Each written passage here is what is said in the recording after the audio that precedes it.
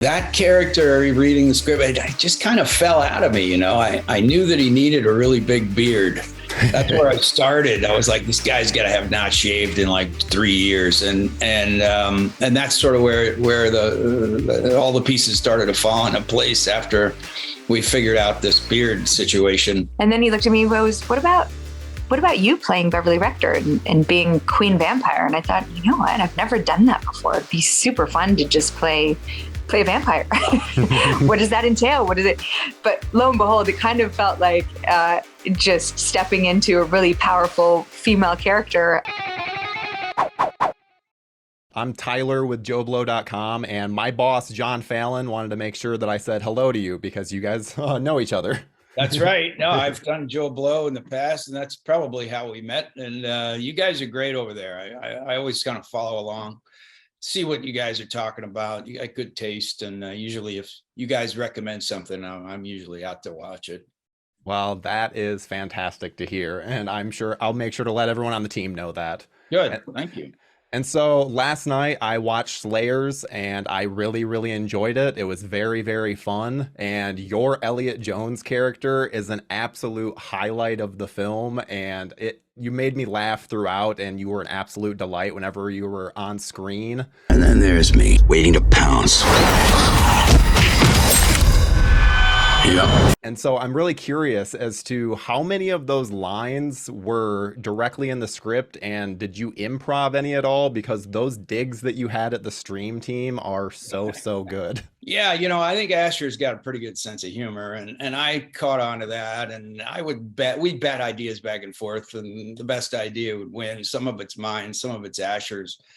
A lot of the voiceover we actually brought in after we'd edited it. Asher realized that he needed a better frame for the picture, and that Elliot could guide us through the goings on, the escapades of Elliot and this stream team, or whatever the hell you call them. So I had a lot of fun, poking fun at those guys, and just the idea in general of being an influencer of the internet itself, of social media. I mean, I'm not a big fan, and I see that a lot of folks, even these young guys, are also not big fans, but they're kind of stuck in it.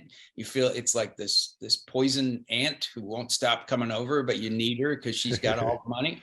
It's like you're addicted to this thing, and so it was fun to play with. And I'm curious, so how did you go about bringing Elliot Jones to life? Did you take any inspiration from other cinematic vampire hunters? Gosh, that's a great question. I'm sure that I took some inspiration from some characters from cinema. I don't know about vampire hunters, but that character, reading the script, it just kind of fell out of me. I knew that he needed a really big beard. That's where I started. I was like, this guy's got to have not shaved in like 3 years, and that's sort of where all the pieces started to fall into place after we figured out this beard situation with Elliot. It's really a fantastic beard. Yeah, wasn't it? It's great. And a great woman build that beard, and she's really terrific. And she helped us out at the last minute, and she really came through. So I know that this was filmed post-COVID shutdown, and I was curious if this brought about any extra challenges to filming, and did you see it as a disadvantage or an advantage? Well, I've got a company that I just started with my partner, Courtney, called Renegade. And Renegade was fortunate enough to have done 2 or 3 movies during the pandemic, which really helped everybody get the hell out of their house and do what we love to do. So everybody was game. The rules are different, but we were small enough and we were lean and mean enough that we weren't affected too much by the incredibly draconian COVID rules that are instituted and still are. I think the unions have just voted to keep the COVID protocols going for the time being. So, God, what a nutty world. It just feels like a disease that won't go away. So it was a real relief to get out there in New Mexico and shoot and be around people and doing what we love with creative, people. And without getting into any spoilers, I'm curious, are there any plans for continuing the adventures of Elliot Jones? Because I could have easily watched a full version of Catch a Criminal. Right. You know, you're not the first person to ask that. I think Elliot's hit a nerve with some folks, which is great, which is, exactly what we wanted to do. And, it's a guy who's sort of on the outside that he sort of provides a commentary from an outsider perspective about what's going on in the world. And he's not afraid to tell you what he thinks. And in this world, I think that's becoming more and more precious a commodity where people actually have the freedom to say what the hell they want to say and be honest about it. Whether you agree with the guy or not doesn't really matter. What's liberating is that he's going to say it. You're going to get an unvarnished opinion about what about you and what you're doing and what's going on. And I think that is needed more than ever. Kara Hayward is absolutely fantastic in this movie, and Isn't she great? She is so good, and your interactions with her are also so good. And so I'm curious, did you guys do a chemistry read or anything like that before filming? Because your rapport with each other is just incredible. We did do a chemistry. Well, it wasn't really a chemistry read. We did a cast read through, and it was all on Zoom, because of all this COVID stuff.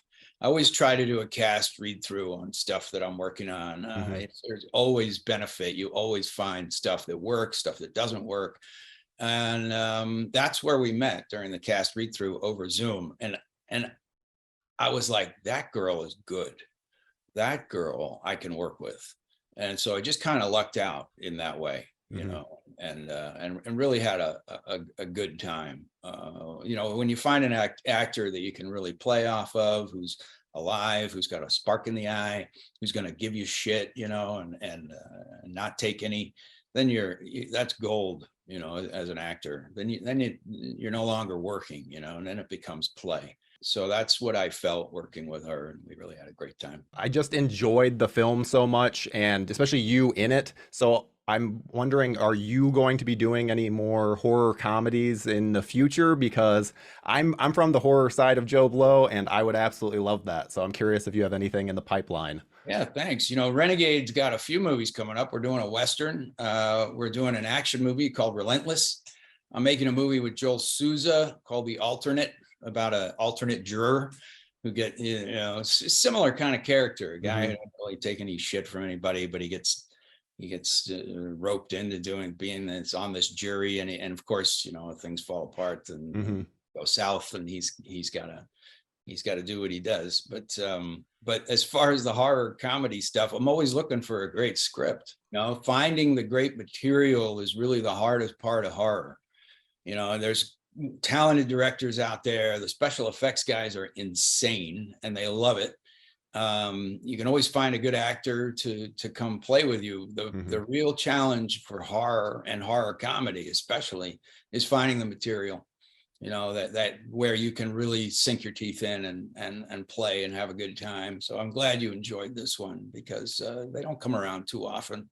Yeah, I could not agree more. And finally, I feel like everyone that I work with would be very upset with me if I did not say this to you. So just have to say that your Punisher dirty laundry is something that gets brought up constantly on the site, and we absolutely love it. It is, I can't have a conversation about the Punisher without bringing up dirty laundry. So good. I just had to make sure to say that to you. Oh, I appreciate that. That was really the first thing I did as a producer. I worked on the material. I came up with the idea. I found the people, Chad St. John, who wrote it, Phil Joannou, who directed it, to really put the pieces together. And I'm very proud of what we did, and it had accomplished what I wanted to. It was just to give sort of my version of who Frank Castle was. So I really appreciate that. Thank you. That's really all that I have for you. Thank you so much for sitting down with me today, Tom. Hey, you appreciate it. Say hi to the boys. Oh, I definitely will. You have a good one. And I'm really curious. So it seemed like you had a lot of fun with your role. And if anything, I wanted more Beverly Rector in the film. So I'm curious as to what stood out with the character that made you want to take part in this. Well, there's a lot that goes into why I wanted to make this film. I agree. I think it's a super fun new fresh take on vampire films, is bringing in a younger audience and really kind of mixing old with new and not taking itself too seriously.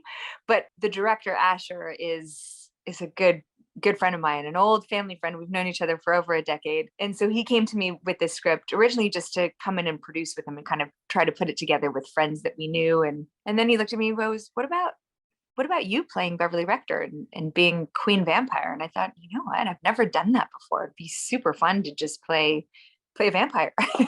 What does that entail? What is it?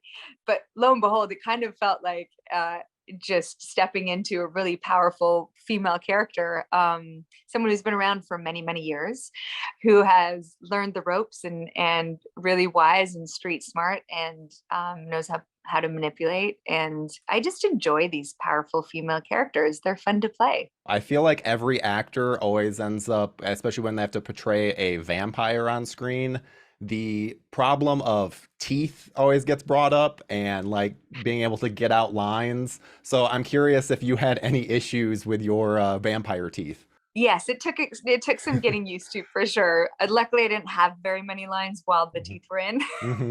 But yeah, you somehow get you get a little lisp once you get those teeth in, and that's not very threatening when you see a vampire with a lisp.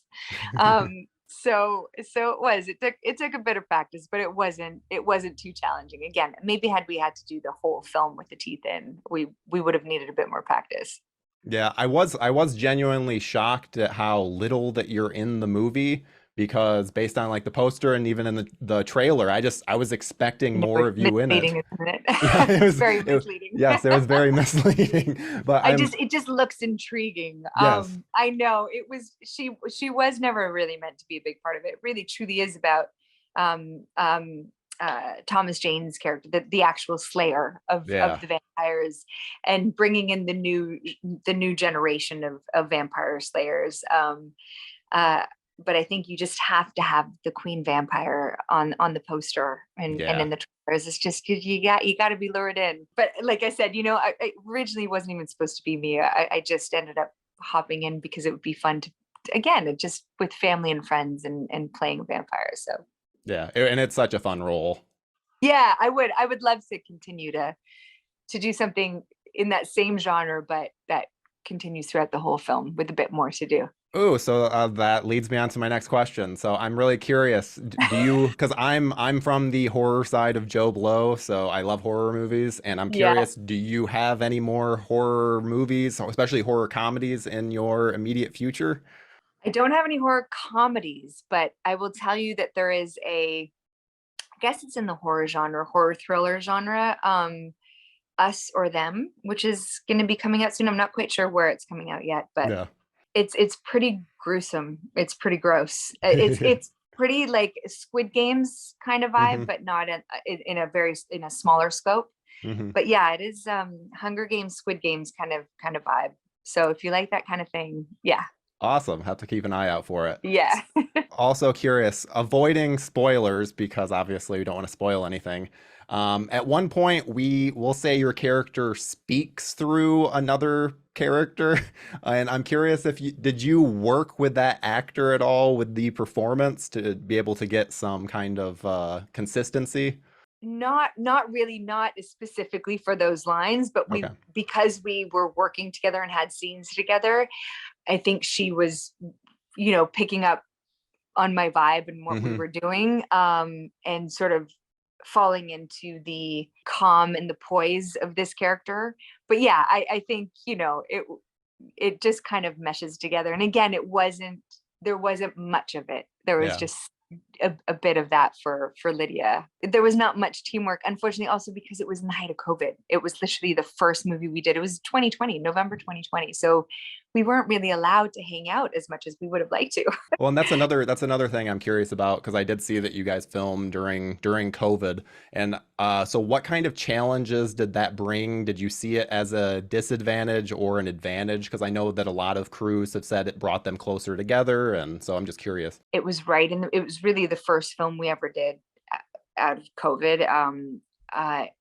It presented more challenges than not. I feel like we missed out on being able to hang out together, which is always the thing that you love to do especially when you're away from home, go to dinners together and just, but we were advised to kind of stay to ourselves and be safe so that we could make this film, being COVID tested every day. So we didn't get the time that I would have loved to have had to rehearse and just get to know each other. We had that time on set, of course, when we were hanging out on set, but it just, if anything, it felt like we were divided a bit more, and that felt a bit unfortunate that we couldn't hang out more. Yeah. But I loved the time that we did get together. I assume that you've seen the film, and so you got to see Tom Jane's incredible performance as Elliot, and you don't get to share any scenes with him in this, so I'm just curious if you got to see him film during this to get to see that character, because I feel like I would